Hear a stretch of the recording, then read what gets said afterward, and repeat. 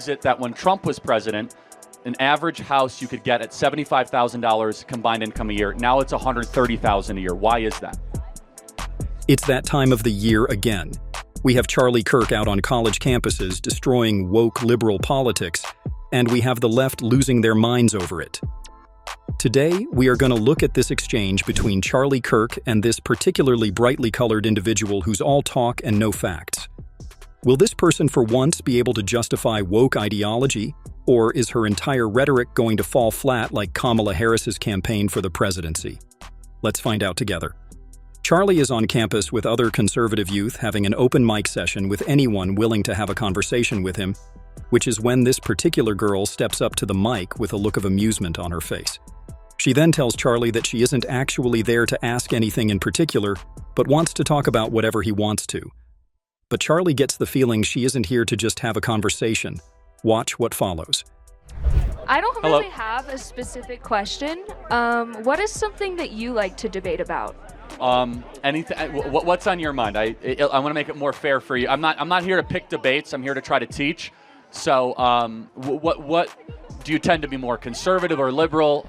More liberal. Okay. Tell me how you got to that way, and tell me. This is not a trick. I'm not here to debate college kids. I'm here to try to teach. If someone debates me, I'll debate back. But I mean, it's kind of just what aligns with my morals. I'm myself. I'm a queer person.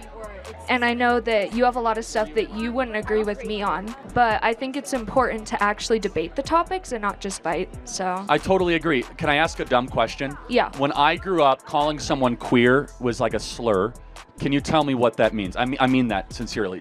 And how is it different than just saying you're lesbian or bisexual or gay? So it can be different for everyone because gender, sexuality, it's a spectrum just like anything else. And for me personally, I like everyone. We can see that this person identifies as queer and states that she's a liberal. Charlie is genuinely interested in having a conversation with her and asks her what her definition of the word queer means because she identifies as one. Charlie seems genuinely curious to hear this person's point of view, but she finds herself searching for words for something she has identified as probably for years at this point. I mean, I'm not trying to put you as a trap, though. I mean this because when I grew up, if I called somebody queer, I would get in trouble. Just give me like a working definition. Yeah, so queer is just something that you identify as with your sexuality. It can be related to gender, too. Right, but how do you know once you achieve queer? Like, what is the... Like, can you give me saying that anybody can be it doesn't tell me what that thing is. That makes sense, though? Like, it'd be like saying you become an adult when you feel like you're an adult. I mean, you have to say that there is an objective. I'm glad that everyone's having so much fun. Well, they're with laughing this. because I'm trying to glean like what it means. Yeah. Because when someone says queer, that doesn't tell me anything. Yeah, so that's what a debate is for. Debate back. Thank you. So it's literally just an identity. Right. Okay. But right. But like, what is that identity? For example, we see that this girl is getting agitated because she's being pressed, probably for the first time in her life, or an exact definition of what queer means.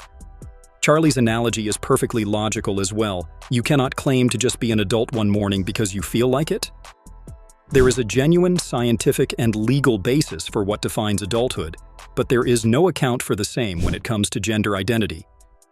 Watch how Charlie digs in now and explains why her definition of queerness is logically unsound. Is that identity? For example, if I were to say I'm a conservative, let me give an example. Yeah. A conservative is someone who believes in small government, strong borders, American exceptionalism, the Constitution. How would you then give a definition of queer that someone looking at could say, oh, that is queer, like connect the dots? So I'm gay, right? Okay, no, that's good. So, Yeah. so what's the difference then gay and queer?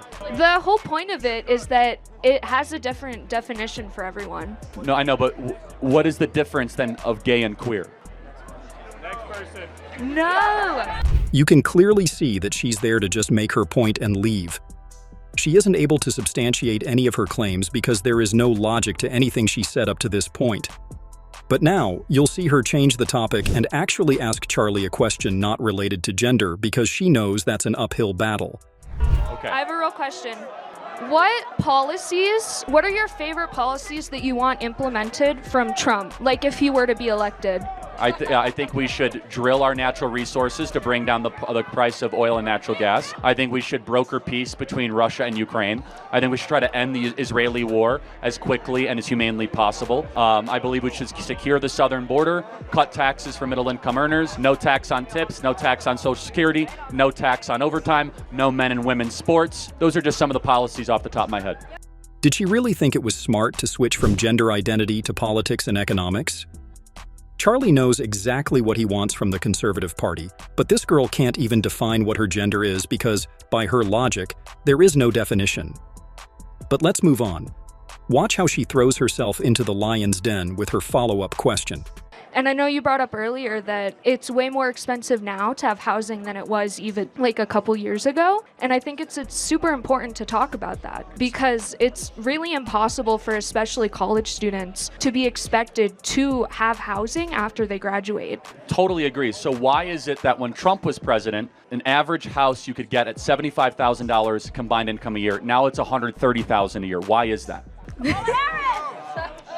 So I will say that I don't agree with everything that Kamala Harris stands for, and I'm not that knowledgeable about it. That's why I'm having the debate so I can learn. But I also don't agree with Trump. So on what though? What? I just don't. Can you give me? Yup, boo me! I'm not done. It seems like she's one of those mindless drones in the LGBTQ community that's been taught that Trump equals bad.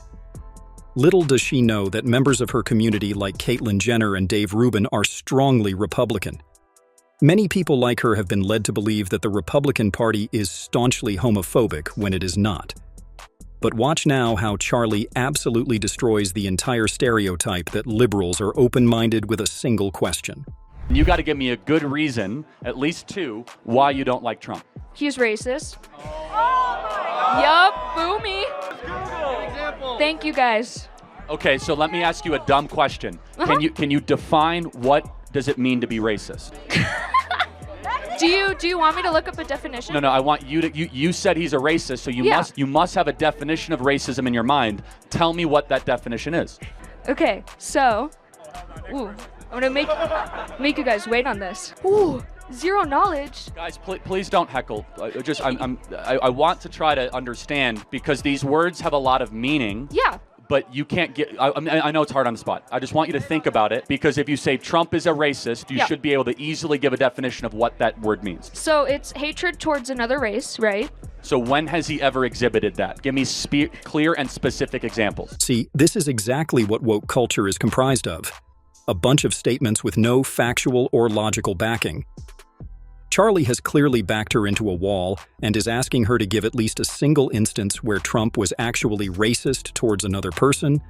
Watch how she fails miserably. Well, yeah, I heard someone say he told Yes! Okay, but let me just help you out here. What, you think he's a racist because the media has told you he's a racist? Because you can't give me an example off the top of your head, and even when you phone a friend to the audience. I'm not criticizing you. Maybe the media is lying to you. Maybe the man who's being called a racist is actually someone that's trying to improve lives of all Americans. Do you hear that silence? It's because Charlie has actually made a very valid point, unlike the person in front of him who has made some wild claims with no proof to back it up. She wasn't even able to come up with a legitimate instance where Trump was actually racist even after her friend in the crowd tried to help her. Now watch Charlie drive the nail into the coffin with this final question. You say you are liberal. Yeah. Right? And you say you lean to the left. Yeah. Are you open-minded to have your mind changed on your core political principles? On my core political principles? Or philosophical? If it's a fact, then sure. Cool. So can I give you a fact I want you to think about? Kamala Harris, as she's been in charge of the border, we have 320,000 missing children right now in this country that were all sex trafficked or labor trafficked across the southern border. No, but hold on. But you knew enough to say Trump was a racist. Why do you think you don't know that there's 320,000 missing kids in America? Why is that? It's not really presented in the media. The media is so focused right now on the battle between conservative and liberal. But isn't that a core part of the battle, that the liberal vice president has allowed 320,000 kids to go missing? So how has she allowed that exactly? That's a good question. She's in charge of the border. She has stopped DNA testing testing at the border. So if a kid comes to the border, 12 years old, and someone says, I'm their father, there's no DNA rapid testing that takes 90 seconds to make sure that's actually the father. Most times it's a pimp that is selling the girl into sex slavery in the interior of the United States. Kamala Harris specifically got rid of that policy. So it was in place before? Yes, when Donald Trump was president, it required DNA testing, and families would remain together, and they were not granted asylum into the interior of the country, and we had remain in Mexico, the lowest border crossings in American history. Under Kamala Harris, we have 10 million people coming illegally into America. Okay. And that, folks, is how you absolutely destroy the woke narrative. It's very much true that immigration has skyrocketed, and along with it, child trafficking as well.